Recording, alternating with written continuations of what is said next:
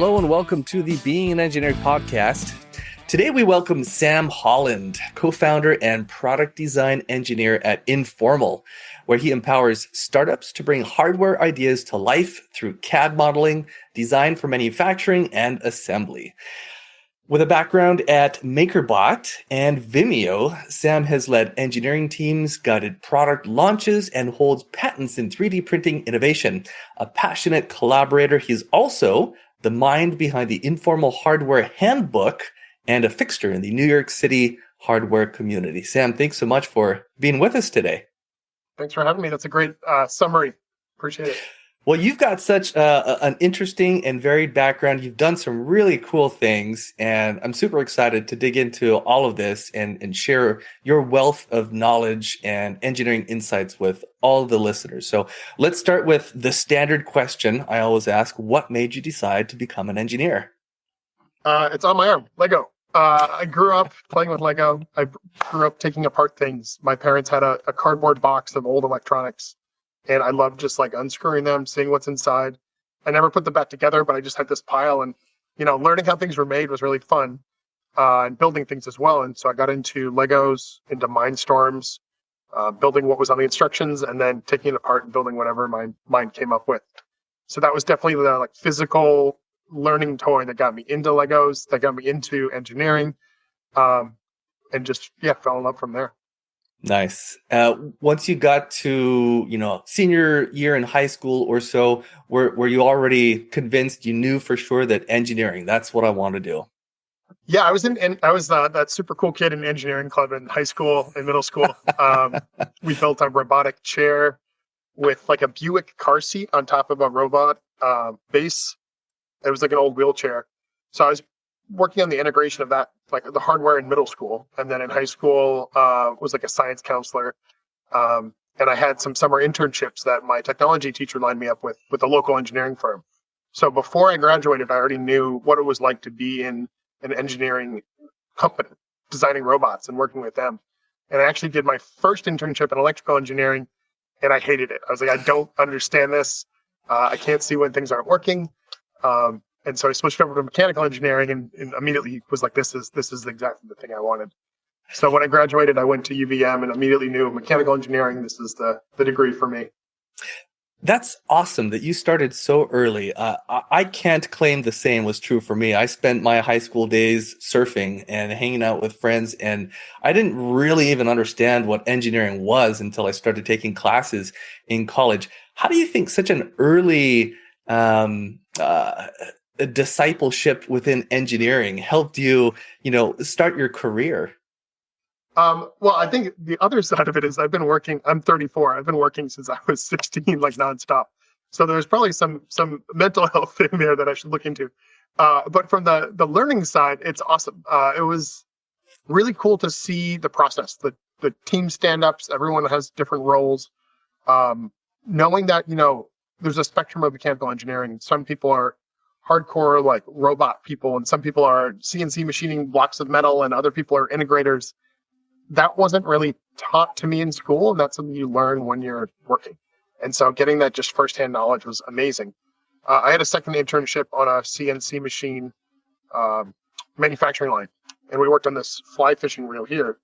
And being able to actually design parts and then run down the hallway and get yelled at by machinists for doing it wrong was like this amazing feedback loop that you don't really get from, sending parts overseas and getting a DFM report. Like getting to see how things are made and helping tweak them was huge. And that was really fun to do as a kid. Invaluable. Yeah. Yeah. That's awesome. It's funny that you mentioned electrical engineering. I didn't start in electrical engineering, but I had to take, an electrical engineering class as part of the ME degree. And I hated it. I did not get it. Like, I didn't understand electrons, what? I don't know. And definitely, to this day, I'm so bad with anything electrical. My team knows this. I'm not allowed within 20 feet of anything that's electrical. It's just hands off totally for me. But mechanical, it just makes sense, right? I can hold it. I can touch it. I can feel it. I get it. Yep, and it's that intuition right there is awesome. And people make analogies. It's like moving liquids through pipes or whatever. It's lost on me. I have a great friend up here who's an electrician, which has been very helpful. So I don't even touch electrical work. But I found in college I really liked firmware, and playing with programming Arduinos was another like fun avenue for keeping myself busy and playing with toys. I could never do it professionally, but it definitely scratched that itch of like the software side is so much fun because you can make things quickly and iterate, and the hardware side is so much slower and purposeful. So Yeah. I don't know, I'm sometimes jealous that I should have done more software or firmware work where you don't have to wait for a part to show up in the mail or something like that. I sometimes think that when I retire, quote unquote, I'll start learning software and some electronics, and that would be fun. Several years ago, I'm here in my home office right now, and there's a mini split AC up overhead, and it broke. And I'm here in Arizona, and it gets really hot during the summer, so I need this mini split AC. It broke, and I couldn't get an AC technician to come out soon enough, right there, like 3 days or whatever, and I was not willing to wait 3 days in this sweatbox. And so I got a voltmeter, and it was one of the great accomplishments of my life that I was able to use a voltmeter and figure out, where the voltage wasn't flowing and replace a breaker. I had to strip out what's it called? The main bus bar in the electrical panel, out on the side of the home. And I was so pleased with myself that I was able to do something that was electrical related. It was a great win for me. I distinctly remember taking my multimeter out to check something last year and short circuiting, and it popped and it like burned the wire, and I was like, I did something wrong. So I'm glad it went well for you. There was a solid 50-50 chance that would have happened to me as well. I just got lucky, I guess. But it's great to hear that you also are not sparky. It makes me feel better about myself. So thanks for sharing that. I wish I could be. Yeah. So, someday, right? Yeah. Well, let's talk a little bit about Informal. So you are a co-founder. You, along with Nate Paget, founded Informal. Tell us a little bit about Informal, what it is, why you started it. Sure. Yeah, it's an 8-year-old company now. So we started it back pre-COVID. Nate and I both lived in New York City. I was working full-time at a job and kind of getting a little bored with the slow work cycle that I had, and fell in love with moonlighting and freelancing, and also fell in love with a CAD program called OnShape. And I wanted to start doing classes at a local makerspace on how to use this CAD program. Called up a local makerspace. Nate was on the other side. He and I spoke about freelance, moonlighting, our love for this. We never spoke about this CAD program. Then we met up that night. It was our first time chatting, and he actually founded the company that night. So Nate is sales, marketing, go-to-market strategy. He can run a mean Kickstarter campaign. I'm the guy in the shadows doing the engineering work and building the teams. And it's a really perfect combination of like left and right brain. And we had overlapping folks that we knew in the hardware space. But the beauty is like he knows these marketing people and creatives, and I know these electrical engineers. And then there's that crossover. And we built this network from referrals. So my favorite example, I have a good friend who's an electrical engineer, and he said, you got to talk to this firmware developer I worked with at my startup, brought him into the network. And that's how we've grown up to 450 contractors now. Wow. It's predominantly word of mouth referrals. And that keeps like quality super high. And it's always hard to add new people, but like, that referral system has been really powerful for us. So how does that work? I'm fascinated by the concept of Informal. It's a collective, right? So you don't have a whole bunch of W-2 salary employees. Everyone's 1099, if I understand correctly. How does the business model work? Yeah, so there's 3 of us full time, myself and Nate and our CMO Lindsay. She was a new person we brought on. She was doing some contract work, and we converted her. So she's our first like full time hire, and it's awesome. But it's really the 3 of us and a few sales folks and contractors we work with building the plane as we fly it. But we have this network of these 450 subcontractors that we leverage. And our job is the middle work of client and freelancer relationships. So scoping work, matchmaking and finding the right person, time tracking, invoicing, payroll, legal docs, all the stuff that nobody wants to do and that I hated doing as a contractor, I now do for everybody. So there was a pain point there, and we accidentally have like figured out like, nobody wants to get a contractor onboarded. A contractor doesn't want to do a statement of work. Everyone just wants to go back to doing what they are good at, and we fill that gap. So primarily, we're just like we connect dots. We handle all the stuff that sucks. And then I built custom software over the last 5 or so years that allows us to streamline this process. So lots of automations, lots of tying off-the-shelf tools together, software tools, and allowing this team of 3 to manage, hundreds of projects and hundreds of clients and hundreds of freelancers working simultaneously without too many errors. I'm not going to say it's perfect, but we're learning every month and we fix things, and we have very patient freelancers and clients with us. That's amazing. Well, congratulations on what you and Nate have built. I think that's so awesome. When you first started Informal, what was the vision for the future, and has that come to fruition, or have you ended up somewhere very different than what you expected? I think the core vision was we love freelance and moonlighting and contract work. We don't want to be beholden to a certain employer and stuck in this loop of working on the same types of products. So, there's traditional engineering and design firms, but we were like, what if we did it a little differently? People reference Upwork or Fiverr as this talent marketplace, and we were thinking of a more high quality and handheld process than that, but it's somewhere in between working with a firm and a talent marketplace. And these existed for the software world, but nothing for hardware. So this was our goal, was like, let's build this amazing community, and let's get as many folks on amazing projects as possible.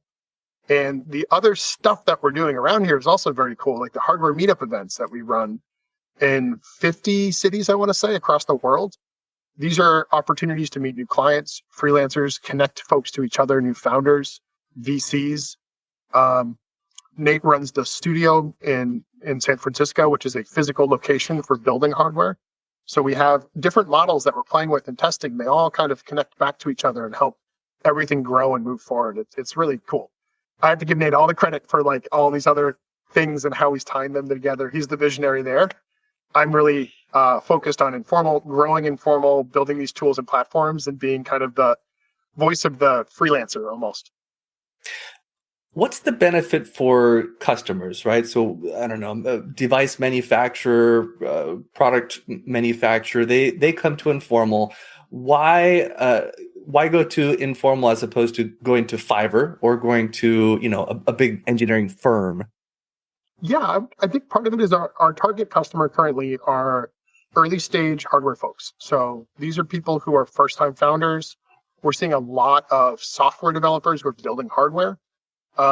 So when we do new product design and development, we're typically working with somebody who's bootstrapped, who doesn't have $500,000 laying around where they can tap 5 firms and have them go, right?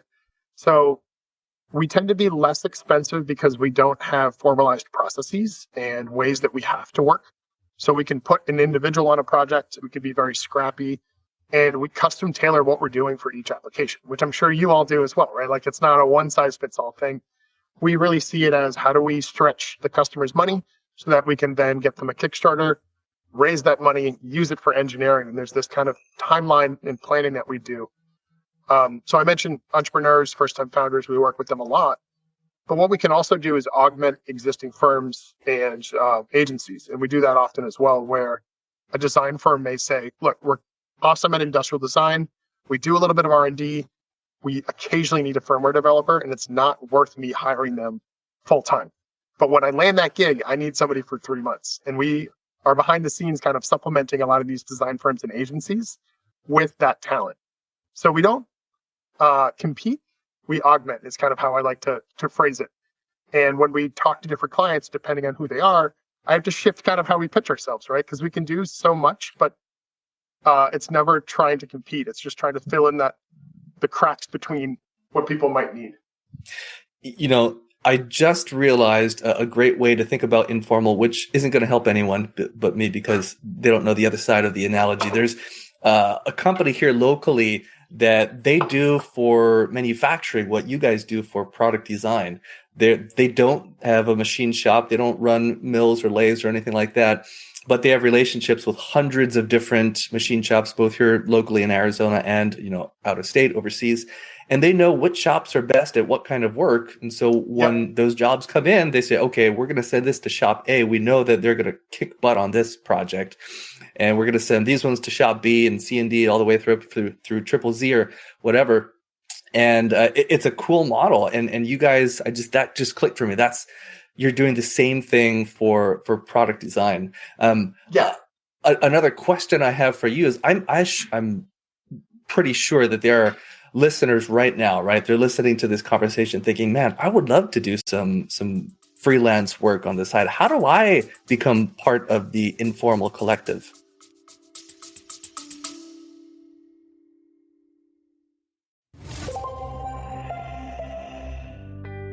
From motors and robotics to controls, automation, and precision prototyping, Simutech brings ANSYS simulation tools and expert insight directly to your team. We help you accelerate design, reduce risk, and eliminate costly rework. Validate before you fabricate. Simutech Group helps you simulate thermal stress, vibration, fluid flow, electronics cooling, electromagnetic performance, you name it. Whether you're in automotive, aerospace, energy, industrial automation, or the next big thing, Simutech partners with innovators to deliver simulation-driven results that move products forward. Build smarter machines, launch stronger products, scale faster with Simutech's simulation support by your side. Simutech Group, your engineering partner in motion. Visit simutechgroup.com and let's power up your next design. Yeah, so first to highlight your analogy there, we call ourselves matchmakers. That's what Nate and I do pretty much full time, is we're not looking at scrolling through a list of 400 mechanical engineers and saying, here you go, you guys choose. We say, based on your needs, you need a mechanical engineer with OnShape experience in the New England area who's worked on wearables. Here are the 3 folks I recommend and why. And then from there, we can say, this person's also worked with this electrical engineer, so we're going to put them back together. And those links and that kind of matchmaking is, I think, what makes us stand apart. And we can get hyper specific. We did a wearable product where everyone has worked on smart glasses. And that's really hard to do as an agency or a firm. Either you get too specialized and you're the wearable firm, or you have a couple engineers sitting around that you need to keep busy and you just put the next person on, right? So we have this interesting blend where we can tap the specific need in the specific people and build them up. So this project is hyper focused. Everyone's worked on the right thing before. And those are the ones that get me really jazzed. If people are looking to work with us, we recommend going to a hardware meetup first. And that's kind of been our way in, is become part of the hardware scene where you live, make some connections, chat with the organizers. We have a contact us page as well. We've been slow to add new folks.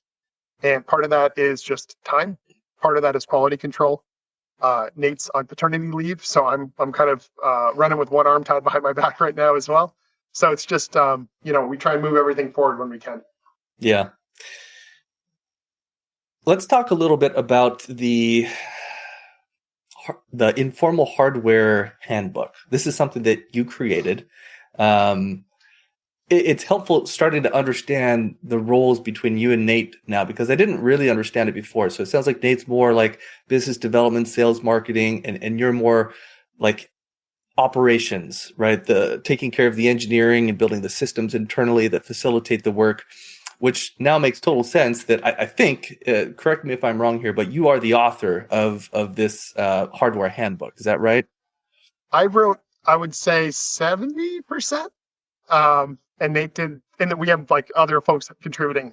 Anything about go-to-market strategy, product market fit, anything on that side was definitely Nate. Anything really nerdy is probably me. Our methodology was, these were articles we had online, and I got tired of repeating myself to a client or different clients over and over of injection molding takes 6 to 8 weeks minimum. Here's why, right? If I keep saying it over and over, I made up a rule to myself. If I said it 3 times, I'd write an article. And that way I can shoot them over. Here's prototyping methods. Here's what tooling is. Here's the different roles you might need. Here's all the acronyms that people accidentally use in hardware that can be gatekeeping. So we started building these articles out and realizing there's kind of a theme here of educating folks who are new to hardware with this terminology, the process. Why is it so slow? And so it's just grown from there. We came up with the handbook about a year and a half ago, and we have so much more stuff we could add into it. We may do a new revision or like a new chapter. We've been talking about like printing one out and making a physical thing again, which is always fun. And we're always growing resources that we offer as well. That's awesome. Is the handbook more focused on like a customer's needs and educating the customer about the process, or is there a lot in there that's useful for engineers who are themselves product development engineers and need to understand some of the technical info, like don't put sharp internal corners on a part that's going to be CNC'd, that type of thing? I would say there's a lot of resources out there for like CNC DFM guides. So we're not really touching that. I'm trying to touch the messy stuff in between, which is, why do I need an industrial designer here? Or what is an industrial designer? Can a mechanical engineer do that? And what's an industrial engineer? Like, these worlds and roles get confusing. So it's almost like a peek behind the curtain of the process. Things like, how do we apply logos to a product? You can maybe find this online, but one might be a pad printing guide that's way too technical. The other one's locked behind the paywall. So we're just trying to expose this information. I would say folks who want to develop their skills further, take a look. If you're new to hardware, take a look. If you're hardware curious, take a look. We're trying not to be too advanced in these guides so that anyone can kind of pick it up and learn and find it fun, hopefully. Nice. And our writing style tries to convey that too. We're not trying to be too like textbooky. It's fun to make jokes when you can, or be a little self-deprecating on things like that. Well, that goes back to the name of the company, right? Informal, with a lowercase I. Yes, which has been an autocorrect nightmare, but still fun. I actually have a silly question about this. I've noticed this trend. I see it with Michael a lot as well, who I know you guys work with a lot on the hardware meetups, but not just with him. I've noticed it from younger engineers generally, not capitalizing anything, like very little punctuation. I'm old. I'm 46, so it's cemented in my brain that I have to have a capital at the first letter of the sentence, and there needs to be a sentence at the end, and a comma here and a semicolon there. Tell me about, is this a trend that like you guys are intentionally perpetuating? My guess is it's the phone's fault. I blame everything on a phone. My guess is like quick chatting, Slack, IAM kind of conversational language is seeped into day to day. I try and use my punctuation correctly. Lowercase I was definitely intentional, but I do apologize for my generation, just in general. I'll talk to Mike. No apologies necessary. That's funny. I had another thought. This is a total random thought that just came to me. We talked about the hardware handbook, right? Great resource, both for engineers and especially for customers who want to learn about the hardware development process. I've had this idea, and I've been collecting notes for, a couple of years now, to write a book that is specifically focused on how to accelerate the speed of engineering within a product development environment. I think that would be, you don't have to answer this right now. I think that would be a cool collaboration that we could all work on. And there are probably some other people in the industry that we could pull in as well and just collaboratively put this book together. Absolutely. Like we should absolutely chat. So I mentioned I'm writing a lot of our articles. I do it when I get angry or repeat myself. And I really want other people's feedback and perspectives here, right? And especially hot takes. There's the standard practice on how to do a Gantt chart and Pew chart, but then there's also shortcuts. And here's when you can take a shortcut. Here's when you can't. And people's opinions and feedback and experience on that is really cool. I just spoke with a technical project manager this morning, and he said, I'd love to write an article about the different ways of choosing timelines and delivery dates, because engineers will sniff out if you make up a date, right? Like if you just say, I need it by December 1st, they're going to say, why? But if you say CES is on this date at 3 weeks before I need this in hand, there's actual fire lit underneath people's butts and they get things done. And so just an article about how do you choose these dates? How do you convey them? What's the importance of them? And how do you prevent slippage? It's similar to like accelerating teams, right? How do you keep everything moving at once and prevent blockages. These are things you can learn, but you learn by doing them more than reading a book, right? Yeah. But then I think the benefit is if somebody like you who's learned it the hard way can help other people step up and they don't make those mistakes again. So it's this combination of like learn best practices, mess up a bunch, learn new lessons, help other people avoid it. The goal is we all get better. Yeah. Doing is better than learning about doing. That's kind of the name of the game for me. I cut my teeth at MakerBot. They threw me in the deep end for DFM, and I learned about plastic injection molding by making parts that were going to be used, and 10 times better than reading a book or a guide or doing a school project about it. It's just... Yep. No substitute for it. No, not at all. Yeah. That brings to mind another thought here. This is something that we touched on earlier when you started your engineering career at 16. So you've been doing this for like 20 years already, which just points to the correlation between, this is going to sound like duh, but I think it's worth stating explicitly, the correlation between time spent and capability developed. I had a young engineer ask me years ago, how do I accelerate the pace of the speed of my learning, becoming a talented engineer? And I think there's really no substitute for just time, spending time. You started really early. Another way that people can do that is just putting in more than the standard 40 hours a week, right? Even if it's personal projects, nights and weekends, like spending more time is probably one of the most effective. I say having a mentor is maybe another one, but just truly spending more time developing your craft is almost unbeatable in terms of tools that can help you develop quicker. Oh, absolutely. And I think the conversion, when I was full-time, I was at, MakerBot and Vimeo. And in those, 7 years, I worked on 1, 2, 3, 5 projects. When I converted to consulting and moonlighting, I was working on 5 projects at once.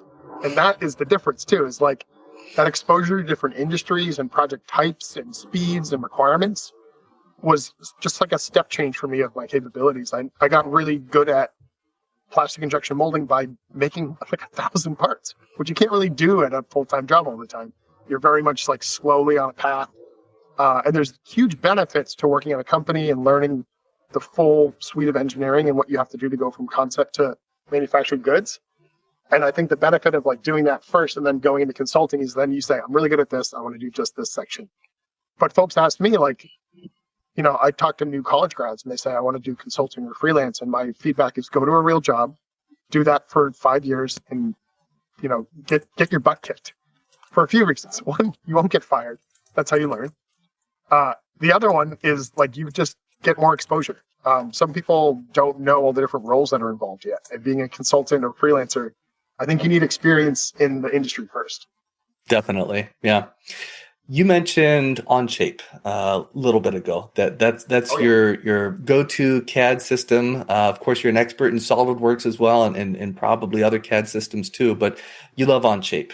OnShape is not paying me to say this. No formal affiliation with them. But I too am a fan of OnShape, even though honestly I don't really use it much except for our CAD Club volunteer program where we teach some high school and middle school kids CAD, and it's a great option there because there's nothing to install. It's free. It's all cloud based, and it works. It works great. And they also have really good training material out there for OnShape. But tell us a little bit, how did you get into OnShape? Why is it your ride or die CAD tool? Yeah, I just wrote an article about it because I was like, I need to get my ideas on paper. And then I sent it to them being like, do you want to publish this? So we didn't get paid for that at all. We just put it out there because I was like, this tool's sick. I talk about it all the time. I started using OnShape right before Informal was born. So 9-ish years ago. We used it at the startup within Vimeo / Livestream. And at the time I was using Pro E, I got fed up with it. Before that, I was using SolidWorks. It was totally fine. Crashed on me all the time. Playing with OnShape, it was really early. And I just saw like this should work. It's cloud-based. 2 people can work on the same file. All the like weird stuff about CAD programs isn't there. You don't have to save and like open weird files and check things in and out. It's just got rid of all the friction points in CAD. And, it's grown a ton in those last 8 years. It's actually feature complete. It's doing a lot more stuff. There's really cool collaborative work and parallel path processing stuff they're doing to like render cross sections faster. It's cool. But the biggest thing is when I was a freelancer, I had to buy my own tools, and I wasn't going to spend multiple thousands of dollars on a performance computer, multiple thousands of dollars on a license to still have it crash on me. And I'm talking to you on a $600 desktop and no graphics card at all. It's just integrated graphics. I run multiple tabs of OnShape at the same time.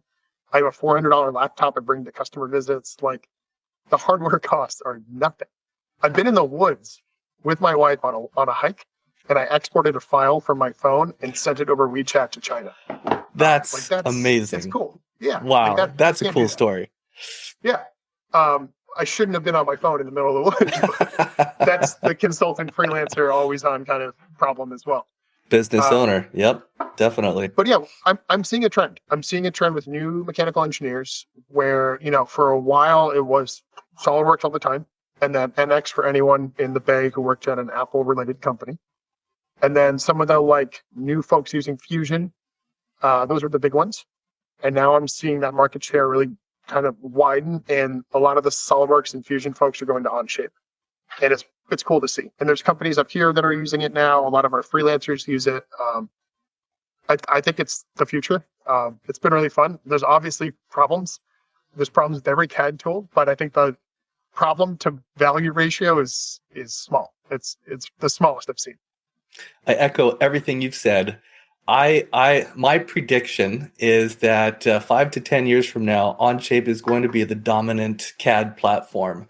They've done a really great job introducing it at a very early age, right? We're talking high school age. My son is in 10th grade right now. He's taken an engineering class in high school, and OnShape is what they use, right? So they're getting exposed to OnShape really early, not just college, but like high school level, right? Yeah. And I think, if I'm correct, they push out updates every 3 weeks, something like that. So it like very frequently. Yeah, right. Not like fixed a bug where blah, blah, blah. It's like, here's a brand new set of features and tools based on community requests. Yeah, it's yeah. Crazy. I have nothing against SolidWorks. In fact, I like SolidWorks. It's what I've used for most of my career. I think it's great. It's been a wonderful tool. I enjoy using it. I have a hard time seeing how SolidWorks or Fusion or NX or any of these legacy CAD systems are going to keep up with the rate of the speed with which OnShape is improving and adding new technology. And I have to hats off to PTC that when they acquired OnShape, I was actually commenting on the forum being like, "Do not screw this up." And it was like John Hurston made a post about it, and I think it was the first one being like, "I'm very scared." They have not touched. They have been very good about allowing it to continue to exist and not trying to force things. And it is a legacy CAD company owning OnShape, but they're doing a great job letting it still do its thing. And you and I were talking about Bamboo Lab printers before this, right? There's a parallel there. Why would you buy a Stratasys beast of a machine that requires a technician and locks you into their like materials when you can get a Bamboo that does 90% for a tenth of the cost, right? It's that same like value trade-off. It's tipping pretty quickly into the OnShape world to me. Yeah, agreed. All right. I think also pay us, sponsor us. That'd be great. Yeah, listen up, OnShape. One of the things that I think you're probably very good at is from experience, not just your own, but from your collective of contractors out there, is doing engineering projects on a budget. Are there any pro tips or insights that you can share with others about how to execute engineering projects, development projects for as little cost as possible? Yeah, we're getting good at this. We've created kind of our own like methodology, and I think it comes down to good people working efficiently, right? That's a big one. Is you can go to Fiverr and Upwork, you can get an engineer for $25 an hour, but they're going to take 8 times longer. So why not just get the good one who does it right for $170, right? Yeah. So there's like a high quality folks who know what they're doing, who can roll with punches are kind of our secret weapon. we also, I would say, we're getting good at like, I'm a big fan of one person per role on a project. I have yet to see a project where I said like, we need 3 mechanical engineers in this right now. And that's partially the types of projects we work on, but partially just like a mentality of the onboarding time and the brain time of 2 people sometimes doesn't make you move 2 times faster. It can actually slow you down. And just being like making lean, nimble teams that can work as fast as possible and communicate asynchronously has reduced costs. We don't usually have project managers. We promote one person as like a team lead. As I said, not duplicating roles. We don't have management layers. So it's just very flat. People who've done this for years, working well together and communicating. Similar question. What are some ways that you have found to accelerate the speed of engineering?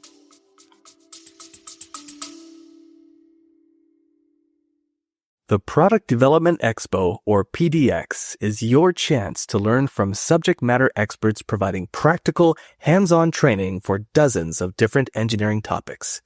GD&T, Advanced Surface Modeling, DFM, plating and finishing techniques, programming robots, adhesive dispensing, prototyping tips and tricks, and lots more. PDX happens October 21st and 22nd in Phoenix, Arizona. Learn more at pdexpo.engineer. That's pdexpo.engineer. Yeah, I think collaborate often. Like we've created some processes that I'm sure it's not unique to any agency, but like ID starts, Meki and engineering give feedback, Meki breaks it up, DXF files for the PCB designer, work together. Like getting those workflows and like the order of operations locked into a process so that everyone knows, okay, I'm doing this now, and just making sure no one's just sitting around waiting helps speed things up a ton. Kind of time bounding things, especially on the upfront industrial design work, I think it's been really helpful. I love working with industrial designers. I kind of describe them as a gas. They take up the space you give them, and you want to give them room to explore and ideate, but you need to also define that volume. And so defining that in terms of like time is helpful. You have 2 months to come up with a design or 1 month. That's been crucial. Parallel path work. So when we're doing big projects with agency, like not agencies, but like crowdfunding campaigns, lining up our collateral early and making sure that it's not serial, it's parallel, right? We get a cosmetic prototype made at the same time we're doing the functional prototypes so that we can film our videos for the Kickstarter campaign and launch on time. It's just getting good at like strategizing timelines. It's a lot of work. The Kickstarter campaign, is that kind of the like Informal's MO when it comes to launching a product? Is that the path? There is no default path. It really depends on the project type, the client type.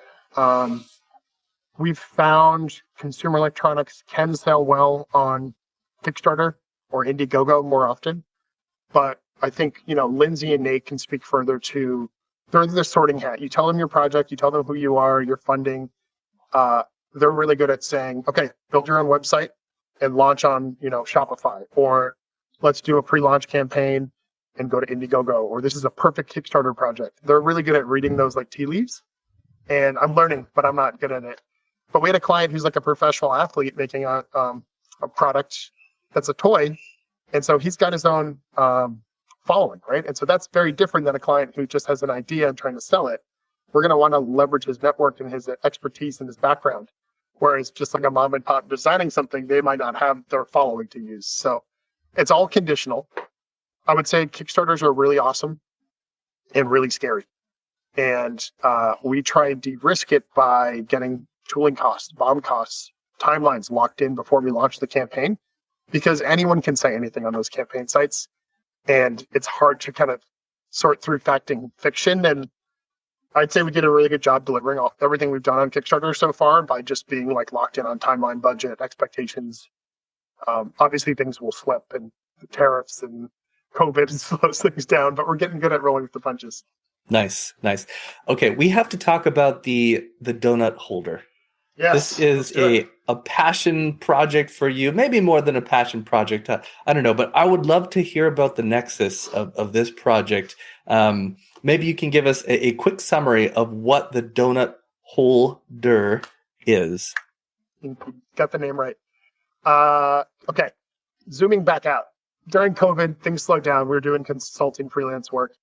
We were working on this excellent project called Burrito Pop. It's a device you put a burrito in. It's like a chapstick tube. Throw your twist it, and you can eat it. I fell on the project because it's silly, but there's real engineering challenges. There's no metal in this. It's all injection molded plastic that snaps together.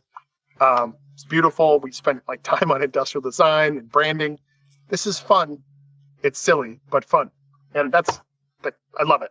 So I built my first prototype of this munchkin holder, being like, this would be fun to kind of make one for Dunkin' Donuts. I grew up in New England. There's a Dunkin' Donuts like every 300 feet up here. I built one. It kind of sucked. It was funny. My friends laughed about it, and I put it on my shelf back here for 6-7 years. And then this year, I was talking to a friend about it, and he was like, you made this thing? And I showed it to him, and I realized it kind of sucked. And I was like, I got to do this better. It used a rubber band. It wasn't injection moldable. And I was like, I can do better than this. So I started making a new one. And I made 26 iterations of it. And I got a patent on the mechanism. It looks like this now. Actually, just got a really nice cosmetic model made. So it's like the final material finish. Got this really cool deployment mechanism that also holds the donuts from falling. I spent too much time and engineering effort on this, but the MO was to do this, try and get the attention of Dunkin' Donuts, ideally, to license this, but also kind of use it as a Trojan horse to teach people about engineering. Like, I do silly blog posts, but they're also about like iterations. It took 26 iterations. Here's what I changed. Or I got a patent. Here's the process for it. So I'm trying to build in public and like share this thing, even though it's really silly. It's still educational, I hope. And I would love to do this with other companies too. It's really fun. I love this project. I think it's, first of all, it's so charming. If you go to the website, what is it? DearDuncan.com, is that right? Yeah. Yeah. Go to the website and read it. It's hilarious. It's so Thank you. endearing. And it's funny. There are a couple of phrases on there just had me cracking up. Something about talking about the donut holes. It works with all the donut holes, even the garbage ones like blueberry or something like that. It's a terrible donut. Yeah. And there's a quote from your family: "Is everything okay?" I'm calling it my like early midlife crisis, because there's people like Unnecessary Inventions where they do this for Instagram. They build 4 of them. They go to the next thing. They've made money off of it. They did the right thing. I'm doing the opposite way. I've made no money off of this. I'm like trying to take a product all the way to market with a fundamentally bad idea that I think is funny. And I just haven't learned to stop. But I taught myself how to make the website, so I built that Squarespace site. Today I played with packaging designs and mock-ups. I'm trying to like fully do the thing, even though no one seems to want it yet. But I put it on LinkedIn, and this was fun too. Like I put it on LinkedIn because that's where I am for work. I don't really have a social media presence aside from it, and it went viral, which is a hilarious concept of like LinkedIn virality. But like 160,000 people saw it. It got reshared. It's still getting hits and driving people to our website and my site. I don't know. People, I think, just want to laugh sometimes instead of like pat themselves in the back on LinkedIn, and it worked. I think so. Really fun. Yeah, I think it's brilliant. I mean, to your point, not only has it been a great like training and education for you and everyone who's followed you along that journey, but it's been a great marketing piece for you and Informal, right? It hasn't. I don't know if it's yielded anything yet, but I think it's gotten our people have looked at us from it, which is great, and people were like, "Oh, you're that guy who did that thing," which is always fun. And my dream is, if another ad agency was like, "Hey, we'd love to work with you on this silly product idea and make 1,000 of them, please come talk to me. I would love to do that." I had one conversation with an agency, and they said, "Can you do this with chicken nuggets?" So there's some need there, which is great. Okay, you might not be able to say anything about this, but if you can, have you heard from Dunkin' Donuts at all?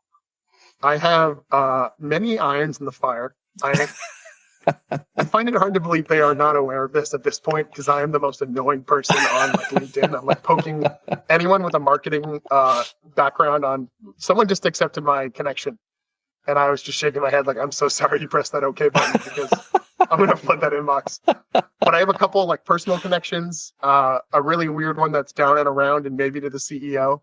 So my new move is this beautiful cosmetic model. It's going to get wrapped up and sent directly to him through a connection of his. So it's a little serial killer-y, like I know who you are. But that's not my intention. My intention is just to get your eyes on this thing, and I promise you'll like it. Pure motives. Yeah, it's been fun. I love it. Yeah, that's great. Pure motives, slightly spooky approach of doing it. I don't know. I like it a lot. I think it's the kind of move that gets noticed, right? We had this project a long time ago. I did not do this because it definitely crossed the line of that like spooky stalkerish vibe. But we had this customer who himself was a bit kooky. A bit is an understatement. And he had us design this. It was kind of a cool thing. Like, I don't know whoever is going to use this, but it was this orb. It was this perfect sphere. And internally there were these mechanisms, and you'd hang it with wire rope from the ceiling, and then you could connect other things to it. Like, his idea was, instead of putting a computer stand or speakers or a keyboard or whatever on a desk, on a stand, hang it from above instead. He's really passionate about this. And again, I don't know that there's much market out there for it, but it was a lot of fun to develop. And so we had this little sphere, maybe 5 inches in diameter or something. And there was a spring mechanism internally where you could push a button and it would retract, or you could, lift it up higher and then let go of the spring and it would stay there. You could push it and pull it down and it would stay there. And so this customer of ours, this is when Trump was first elected president, right? So it was a while ago. He says, I want you to make a gold-plated version of this sphere, and I want you to hand deliver it to Trump Tower. Just go there and wait for the president to walk in or out and hand it over to him. And I'm like, are you insane? Like, A, no, and B, if I did that, I'd be arrested like on the spot, right? Yeah, this like weird mechanical orb that I'm handing over to the president. Like, just come on, man, think about it. Yeah, right. That's not going to happen. Not going to happen. No. Though. Yes. We did the local Dunkin' Donuts chains with these and showed them off, and people are like, "That's super cool." The hard part is like the cashier likes it, but then you have to go through management and then upper management and then regional management and then like marketing. So I'm trying to like go around the corner. We'll see if this works. It's like a friend of a friend's friend works for and knows a person who knows the CEO. So it's this crazy path that, I think it all lends into like the manic energy of this Dear Duncan campaign. It's like slightly manic and slightly crazy, but like still on a leash. And I think the way I'm approaching this delivery is also there. That's so great. All right. Well, good luck with that. I hope it works out. And I'll be following along to hear what happens with that effort. All right, let's see. Let's just do one more question and then we'll wrap things up here. How do you stay inspired? You mentioned earlier that when you were freelancing before Informal, you had to do kind of the boring stuff, right? The paperwork and like the logistics and things like that. And it wasn't the most fun thing, but you did it. And now you're doing that that's part of your core job. Whole job. Okay. Yeah. So like, I have to imagine there are times when you're like, oh man, I'd really just like love to jump on OnShape and design something like a donut holder. Right. So how do you keep yourself inspired and educated and up to date with latest trends in the industry? The donut holder is a great example. It's teaching me processes. I'm doing packaging design for the first time, like in depth, and learning like site design, doing flexing my CAD brain. I do some client-facing work. I try and take on 1 or 2 projects every quarter and really say no to others. We have much better people than me in the network for this. But I do get to work on client stuff. What I love, though, is chatting with people with ideas and then helping them figure out how to make it happen, right? Like, I hear a million ideas a year. Some are terrible, some are great. But each time, like you mentioned the orb, I'm already thinking like, okay, how would you mount that? And how do you do that? Like that spring-loaded mechanism sounds so cool. I'm a mercenary is what I've realized. And I just enjoy the act of doing the thing, not necessarily if it's a good idea. Yeah. And there's really cool products out there and people have amazing ideas, and helping them figure out who do you need, who does what and when is actually really fun for me. And then I've created all of our software, and that's because someone had to. And I guess I drew the short straw. But that's been really fun too, flexing a different muscle. Software development's really fun and interesting, different. It's allowed me to kind of be creative and build things and iterate quickly, but I'm not 3D printing anymore. So it's a different use of my brain. I'm glad you mentioned that. I do want to ask you one more question. So you have spent a long time pulling together different back-end processes and automation and software tools. I'm sure there are people listening to this thinking, I'd love to hear more about that. What are some of the tools that you've used to automate these back-end processes? Are there any, a couple of those tools that you'd be comfortable sharing that have been really impactful for Informal? Yeah, we used, we had this amazing operations person named Ezra, and they helped me learn Zapier, which is an API tool. And then I learned eventually about another tool called Make.com and switched over there. So kudos to Ezra for teaching me this and opening up this world that they were like, be careful, great power, great responsibility. And I kept going. But Make.com is amazing. It's an automations tool. You can connect Harvest and Airtable and Slack and all these things and format data and push it around. Super powerful. So that's our back end is Airtable, Make.com, Slack, and Harvest. And, ancillary things like QuickBooks, Gusto. But everything's connected to this weird automations core, and it runs pretty well. It's pretty sweet. We've considered building it into its own software package, but every agency has their own needs and workflows and management, and I'm sure you've seen it's hard to just standardize people on a single thing. Yep, definitely. Well, very cool. Sam, man, this has been such a fun conversation. Thank you for sharing some of your history and experience with us here on the podcast. Is there anything else that we haven't touched on that you'd like to say before we wrap things up? No, this has been really fun. I really appreciate it. Please reach out to us if you're ever curious about freelancing, consulting, OnShape, automations, donuts. Come find me. I'm perpetually online for better or worse, and I will probably reply to your message. What's the best way to get in touch with you? You can email me directly, sam@informal.cc, or find us on our website, informal.cc, or hunt me down on LinkedIn. I'm the guy with the hot dog body profile picture. Okay. Really cool. I remember seeing that picture and thinking, is that a bun around his neck? And thinking, no, it must be some kind of suit coat jacket or something. But no, it's a hot dog bun. It's a hot dog. And 3 other people did it and sent them to me. And I was like, this is a great little micro trend that started. I recommend it. It helps, definitely helps turn down people who are too serious. I don't want to work with people who are too serious. So if you get past the hot dog body, we're in. I love this trend I've seen where people are not being, they're not taking themselves so seriously on LinkedIn, right? Instead of the title of TED speaker and author and transformational leader, it's Tony's is, what was it? I can eat a Chipotle burrito without spilling anything. I sent like that. I met Tony because I sent him one of these. I was like, yo, can I get one of these? Yeah, that's how I met him. I sent him one in the mail. Yeah, it's awesome. My friend has one that's Uber Eats top 20 customer or something like that. It's LinkedIn is a weird spot, and if you don't embrace how strange it is, I think you're doing it wrong. Yeah.